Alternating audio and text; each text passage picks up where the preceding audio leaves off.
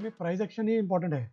उसका रीज़न ये है कि जब लोग ट्रेडिंग करते थे, जब सिस्टम नहीं होते थे, कंप्यूटर्स नहीं होते थे, तब भी तो लोग ट्रेड करते थे। तब वो ट्रेड जब करते थे बिना कंप्यूटर के, बिना सिस्टम पे करते थे। नमस्कार दोस्तों, स्वागत है मेरे YouTube channel Harinder Singh analytics के स्थान पर। तो आज डेट है 21 दिसंबर जब मैं ये वीडियो बना रहा हूँ। तो आज हम निफ्टी को रिव्यू करेंगे मंथली वीकली बेसिस पे और डेली बेसिस पे क्या ट्रेंड चल रहा है और कहाँ पे मार्केट सपोर्ट ले सकती है और या कहाँ पे हमारा ब्रेकडाउन आ सकता है। तो एक बार वो चेक करेंगे और पास्ट में देखेंगे मंथली टाइम फ्रेम पे कि जब लगातार मार्केट कंटिन्यूसली गिरती है कितने मंथ तक गिरती है और उसके बाद कैसा होता है। तो एक बार उसको चेक करते हैं। चलो शुरू करते हैं। हम लोग मंथली बेसिस पे अभी हम लोग देख रहे हैं। तो मंथली बेसिस पे 3 रेड कैंडल हमारी बन चुकी हैं लगातार। तीसरा महीना है मार्केट को फॉल होते हुए, अक्टूबर नवंबर एंड दिसंबर। अब अगर सरप्राइजिंग देखेंगे तो अक्टूबर का जो हमारा लो था, मार्केट उसके नीचे नवंबर में क्लोज नहीं कर पाई, उसके लो के नीचे क्लोज नहीं कर पाई, वहाँ से बाइंग आई। तो यानी कि मतलब बायर्स अभी भी इंटरेस्टेड थे नवंबर के अंदर। अगर हम दिसंबर की बात करें तो दिसंबर के मंथ में भी अभी 20 दिन हो चुके हैं, अभी भी देखेंगे तो मार्केट ने नवंबर का लो ब्रीच नहीं करा है। जब तक मार्केट पिछले लो को ब्रीच नहीं करती है तब तक मैं नहीं मानता हूँ कि वो एक कंप्लीट एक हमारे पास डाउन ट्रेंड शुरू हो गया है। वो अपसाइड की रैली के बाद मार्केट कंसोलिडेट करती है, प्रॉफिट बुकिंग होती है और बाद में वापस मार्केट बाउंस करके ऊपर चले जाती है। तो अभी लेकिन मार्केट ऐसा है कि डेड कैट बाउंस ज़्यादा देगी। एक बड़े बिग मूवमेंट, बुलिश मूवमेंट के लिए अभी मार्केट तैयार नहीं दिख रही है, क्योंकि जिस हिसाब से ये बड़ी बड़ी कैंडल बना के नीचे आया है, वो एक मतलब एक पास्ट में देखें तो पास्ट में ऐसा बहुत कम हुआ है। मंथली बेसिस में पास्ट में जब लगातार मार्केट 3 मंथ 4 मंथ के लिए गिरती गिरती है, तब उसके बाद क्या होता है। अब उसको थोड़ा सा हम लोग चार्ट पे देखने की कोशिश करते हैं। अब जैसे हम देख रहे हैं कि अक्टूबर नवंबर दिसंबर 24 में मार्केट गिर रही है, नेगेटिव है। अब उससे पहले देखें 3 बार 4 बार कब हुआ है।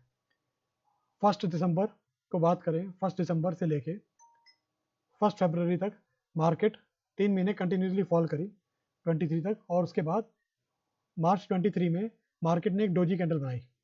1 मार्च 2023 मतलब पूरे मार्च महीने में मार्केट ने एक डोजी कैंडल बनाई, उसके बाद अपसाइड मूव कर दिया। उससे पहले देखें तो 3 कैंडल्स पहले भी बनी हैं। अप्रैल की बात करें, अप्रैल 2022 में, अप्रैल मई और जून में सेम इसी तरह के पैटर्न बन रहे थे। तब मार्केट 3 महीने तक नीचे गई, उसके बाद फिर बाउंस करके ऊपर चली गई है। उसके बाद एक एक दो दो महीने का तो आता ही रहता है, कोई चैलेंज नहीं है। अब कोरोना सबसे इंटरेस्टिंग देखेंगे। कोरोना जबकि सब जगह लॉकडाउन था, वहाँ पे मार्केट 1 जनवरी से लेकर नेगेटिव ट्रेंड आ गया था। 1 जनवरी 2020, फरवरी 20 और मार्च 20, यहाँ पे 3 महीने लगातार मार्केट गिरी, 3 मंथ, उसके बाद फिर बाउंस कर गई। उससे पहले चेक करें 2019 में, 19 में जून, जुलाई और अगस्त, 3 महीने मार्केट कंसेक्यूटिवली नीचे गई, फिर ऊपर बाउंस करा। वो कोरोना का केस आ गया, नहीं तो मार्केट ऊपर जाने के ही मूड में थी उस समय। फिर उससे पहले देखें दिसंबर, जनवरी और फरवरी, यहाँ पे भी 3 महीने मार्केट ने डोजी बनाया और फिर ऊपर बाउंस कर गई। उससे पहले चेक करें 3 कैंडल्स का और कभी बनी हो तो सितंबर 2016 में, तो 3 लगातार बनी, फोर्थ कैंडल एक डोजी कैंडल बनी। डोजी पहले भी बन रही थी उस टाइम पे, सितंबर 16 से लेके 1 दिसंबर 2016 तक, मतलब पूरा दिसंबर, 4 महीने तक मार्केट गिरी फिर चली गई। उसके बाद पहले देखें नवंबर में देखें तो नवंबर 2015 से लेके मार्केट फरवरी 2016 तक मार्केट डाउन ट्रेंड में रही, उसके बाद फिर अप ट्रेंड में चली गई। तो मैंने आपको पिछले 10 साल का डाटा एक बार दिखाया है चार्ट पे। तो इससे एक चीज़ समझ में आती है कि मार्केट कंसेक्यूटिवली 3 से 4 महीने के लिए डाउन ट्रेंड में रहती है, उसके बाद मार्केट कंसोलिडेट करके वापस से अपना अपसाइड मूव ट्रेंड फॉलो कर लेती है। तो ये पिछले 10 साल का मैंने आपको दिखाया है। तो इससे मैं ये उम्मीद कर रहा हूँ कि अभी अगर मार्केट और कंटिन्यू गिर रही है या कंसोलिडेट करती है, तो जनवरी का मंथ मैं और मान के चल सकता हूँ। जैसे पास्ट में 4 महीने के बाद मार्केट बाउंस कर ही लेती है, तो 3 महीने हो रहे हैं, दिसंबर भी हो रहा है, 3 के बाद कर ले तो बहुत अच्छा है। अगर जनवरी में मार्केट कहीं ना जाए, कंसोलिडेट करे, एक डोजी बना दे, वो और भी अच्छा है, क्योंकि उसके बाद अगर मूवमेंट अपसाइड का या डाउन साइड का मूवमेंट आएगा, वो मूवमेंट अच्छा मूवमेंट होगा और बड़ा मूवमेंट होगा और वो लॉन्ग टर्म के लिए हो सकता है। तो इसको चेक कर लिया आपने नवंबर में, तो आपको आई होप अच्छा लगा होगा कि कैसे टेक्निकली चार्ट के ऊपर देख के एक एनालिसिस करा जाता है, क्योंकि इस मार्केट में प्रोबेबिलिटी है। प्रोबेबिलिटी देखने का तरीका है कि वो कैसे पास्ट में ऐसा क्या क्या हुआ है, कब कब कंडीशन हुई है खराब, और मार्केट ने कैसे उसको रिएक्ट करा है। अब अगर ध्यान से देखोगे तो वॉल्यूम्स की बात करें तो भले ही मार्केट ने बड़ी बड़ी कैंडल बनाई है, लेकिन अगर आप नीचे वॉल्यूम्स देखेंगे तो वॉल्यूम्स भी कम हो रहे हैं। या तो वॉल्यूम्स इंक्रीजिंग ट्रेंड में होते, फिर उसके बाद वॉल्यूम कम होते, यहाँ पे क्या हुआ, अक्टूबर में ड्रॉप होने के बाद मार्केट ने नीचे के ही वॉल्यूम बनाए हैं, वॉल्यूम कम ही होते जा रहे हैं मंथली टाइम फ्रेम पे। तो लेट्स होप कि मार्केट जल्दी से जल्दी बाउंस बैक करे। तो यहाँ तक इसका हो गया हमारा एक रिव्यू की चार्ट के ऊपर हमारे पास पास्ट में कैसा हुआ था। अब हम देखते हैं 5 मिनट टाइम फ्रेम पे मार्केट ने कैसे काम करा है, इसको चेक करते हैं और लेवल चेक करेंगे कल के लिए हमारे पास क्या लेवल से निकल के आए हैं। तो अब यहाँ पे देखें तो मार्केट ने गैप अप ओपन हुई, बहुत ज़्यादा नहीं है, सिर्फ 31 पॉइंट ओपन हुई और उसके बाद वहीं पे सपोर्ट एंड जोन रेजिस्टेंस के अंदर एक बड़ी कैंडल बना के उसके अंदर ही मार्केट कंसोलिडेट होती रही। और फिर अब यहाँ पे देखेंगे तो यहाँ पर 935 पे मार्केट ने एक अपसाइड का मूव दिया, सपोर्ट एंड रेजिस्टेंस के ऊपर बाहर गई और फर्स्ट 5 मिनट्स का हाई भी ब्रीच करा। उसके बाद हमें वेट करना था एक रेड कैंडल के लिए, तो हमारे यहाँ पे कोई रेड कैंडल नहीं बनी है, लेकिन उसके बाद रेड कैंडल ऊपर बननी चाहिए थी। उसके बाद रेड कैंडल ने पेयर्स करके पूरे के पूरे सपोर्ट रेजिस्टेंस फर्स्ट 5 मिनट का एक सिंगल कैंडल ने उसको क्रॉस कर दिया नीचे की तरफ। हम लोग ट्रैक करते हैं, जैसे कि मैं आपको दिखाता हूँ कि स्टार्टिंग से दिखा रहा हूँ कैसे कैसे कैंडल्स में हमारी स्ट्रेटजी लगती है। कैंडल्स बनी हुई है, बात की ये इसको भूल जाएं। अब हमारे पास देखते हैं 945 पे हम लोग हैं, यहाँ के बाद हमें एक रेड कैंडल बन गई है। एक हमें नीचे ग्रीन कैंडल का वेट करना था अगर हमें शॉर्ट करना है, तो एक ग्रीन कैंडल जिसका हाई लो भी बिल्कुल नीचे की तरफ हो कैंडल का और कैंडल ग्रीन होनी चाहिए।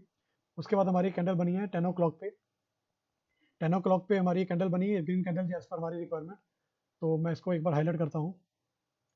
ये कैंडल के बाद मेरे को इसका लो ब्रीच होना चाहिए था और वॉल्यूम के साथ यहाँ पे 3 कंडीशन मीट हो गई थी। हमारे पास 2 कंडीशन देखनी है, वॉल्यूम और इसका लो ब्रीच होना चाहिए। तो यहाँ पे अगर देखें तो 10:05 पे तीनों कंडीशन के बाद सिर्फ चौथी और पांचवी कंडीशन हमारी तो वो भी मीट कर गया है। और बाय द वे अगर आपने मेरी ये स्ट्रेटजी नहीं देखी है तो आप मेरी पास्ट वीडियो देख सकते हैं जहाँ पे पंचरतन के नाम से है, मैं उसका लिंक भी डिस्क्रिप्शन में डाल दूंगा, आप उसको जाके देख सकते हैं। बहुत सिंप्लीफाई वे में आपको बताया है उसको ट्रेडिंग करने के लिए कैसे करना चाहिए, कैसे ट्रेड आइडेंटिफाई करनी है। अब यहाँ पे मेरे पास अगर देखें तो 10:05 में मेरे पास एक कंडीशन बन गई है। मुझे नहीं पता मार्केट में बाद में क्या हुआ, मेरे को यहाँ पे कंडीशन मेरी बन गई है तो मुझे वहाँ पे इसकी क्लोजिंग पे अपनी ट्रेड लेनी चाहिए। मैं यहाँ पे अपनी एक ट्रेड को लेता हूँ। स्टॉप लॉस रहेगा मेरा ग्रीन कैंडल का हाई और टारगेट रखेंगे हम लोग 1:2 का। तो ये हमने टारगेट रखा और स्टॉप लॉस रखा, लेकिन हुआ क्या, जैसे ही उसमें ट्रेड में एंटर करे मार्केट ने रिवर्स करके अपसाइड में चली गई। और अपसाइड में अगर हम बात करें तो लगभग लगभग ये पॉइंट है 136 पॉइंट मार्केट अगले 10 मिनट में ऊपर चली गई। तो इसीलिए मैं बोलता हूँ कि स्टॉप लॉस बहुत ज़रूरी है, रिस्क टू रिवॉर्ड मेंटेन करना ज़रूरी है। 1:2 का रिस्क रिवॉर्ड रखा था और 1x पे मेरे पास स्टॉप लॉस हिट करके मार्केट ने मेरे को बाहर कर दिया और मैं बड़े लॉस से यहाँ से बच गया।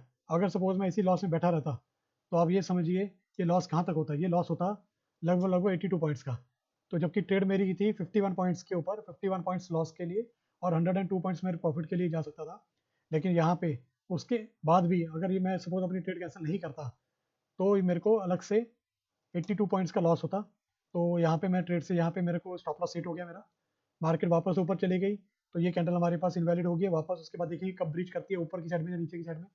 मार्केट एक जोन के अंदर वापस चली गई हमारे सपोर्ट एंड जोन के, यहाँ पे उसने ब्रीच करा लगभग लगभग 12-15 के आसपास। और यहाँ पे ब्रीच करने के बाद हमें एक ग्रीन कैंडल का वेट करना था। यहाँ पे एक ग्रीन कैंडल हमारी बनी, कहाँ पर ये बनी है 12:30 पे कैंडल बनी है और 12:30 की कैंडल मेरे लिए इंटरेस्टेड कैंडल हो गई है। यहाँ पे मेरी 4 कंडीशंस मीट कर गई हैं इस कैंडल पे। अब मेरी कंडीशन मीट करनी है, मुझे इससे ज़्यादा वॉल्यूम और इसका लो के नीचे क्लोजिंग होना चाहिए। तो मेरे को देखना है यहाँ पे वॉल्यूम की रिक्वायरमेंट आ रही थी मोर देन 2.26 मिलियन वॉल्यूम ज़्यादा होना चाहिए और इसका लो ब्रीच होना चाहिए। फिर इसको ब्रीच करा, 12:40 की कैंडल ने ब्रीच करा, 15 लाख वॉल्यूम ज़्यादा आया है, बहुत ही अच्छा वॉल्यूम से इसको इसने ब्रीच करा।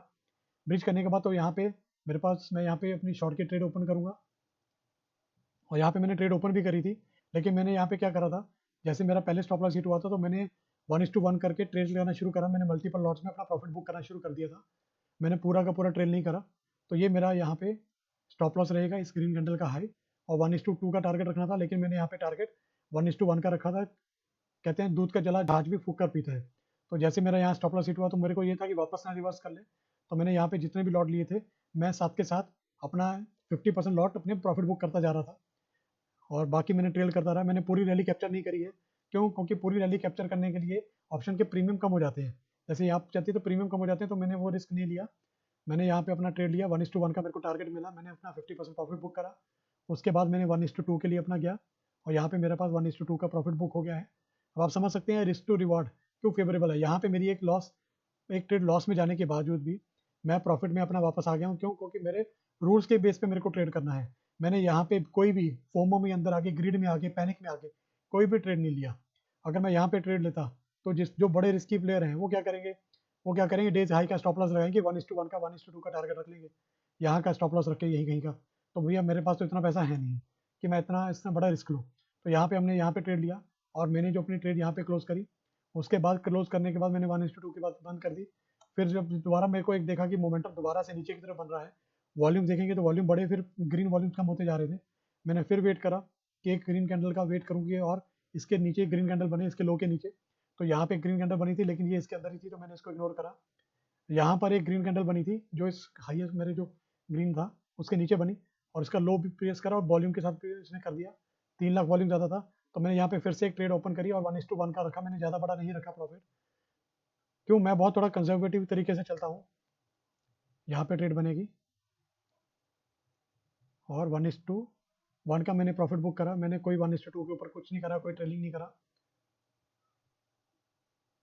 लगभग यहाँ पे इस कैंडल पे मैं अपनी ट्रेड मैंने यहाँ पे क्लोज कर दी।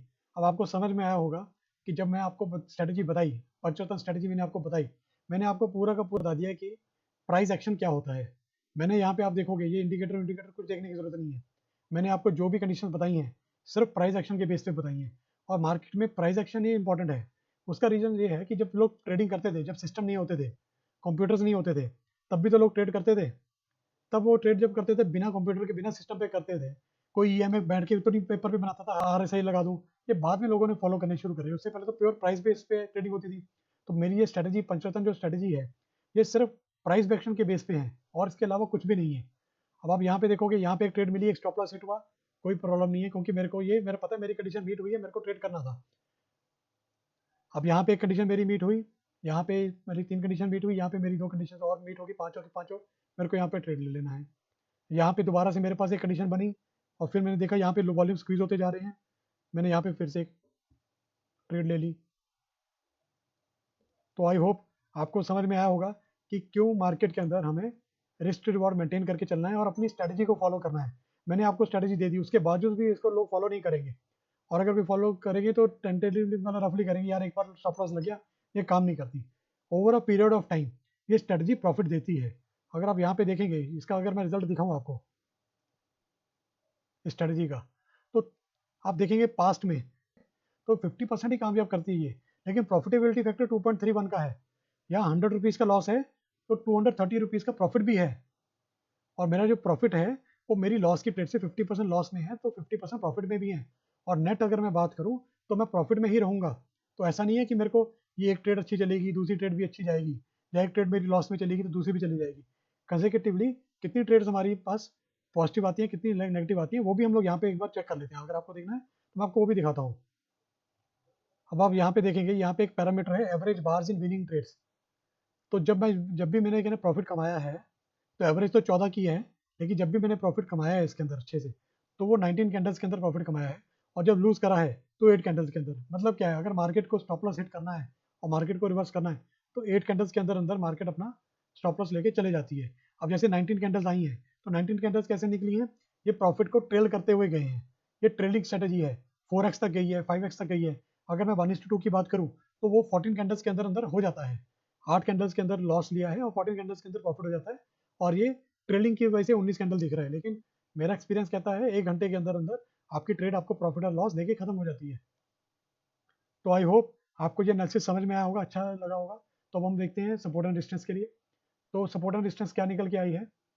मार्केट ने एक बहुत बड़ी रेंज बनाई है अभी। ये मैं रेंज एक रफली मार्क कर देता हूँ। अब मार्केट ने इतनी बड़ी रेंज बनाई है सपोर्ट एंड डिस्टेंस की फॉर मंडे 23 दिसंबर के लिए। तो अब आप इससे देख सकते हैं कि जब रेंज बहुत बड़ी होती है तब मार्केट में ज़्यादा प्रॉफिटेबिलिटी कम होती है, मार्केट ऊपर और नीचे दोनों तरह के मूव देके स्टॉप लॉस हिट करती है। मेरी स्ट्रेटजी कहती है पंचरत्न की, जब तक इस जोन से बाहर ना निकले तब तक हमें ट्रेड नहीं लेना है। और जैसे कि मैंने यहाँ पे बताया था कि यहाँ पे ट्रेड बहुत कम, यहाँ पे बहुत अच्छी ट्रेड मिलेगी, क्यों? क्योंकि रेंज जो है वो बहुत कम हो गई थी, सिर्फ 20 पॉइंट्स की रेंज बची थी मार्केट के लिए। तो जो 20 पॉइंट्स की रेंज थी, मार्केट को किसी ना किसी एक डायरेक्शन को फॉलो करना ही पड़ेगा, कभी भी कंसोलिडेट नहीं हो पाती है उस 20 पॉइंट्स के अंदर। तो आई होप आपको ये समझ में आया होगा। मैंने ये सपोर्ट रेजिस्टेंस के लेवल आप अपना स्क्रीनशॉट ले सकते हैं इसको, और ये वीडियो मैं आपको वहाँ पे टेलीग्राम चैनल पे भी डाल रहा हूँ, तो आप डू लाइक एंड सब्सक्राइब मेरे चैनल को करें और टेलीग्राम को ज्वाइन करें और कमेंट करें अगर आपको कुछ और भी आप इसमें अंदर इम्प्रूवमेंट देखना चाहते हैं। Okay, thank you.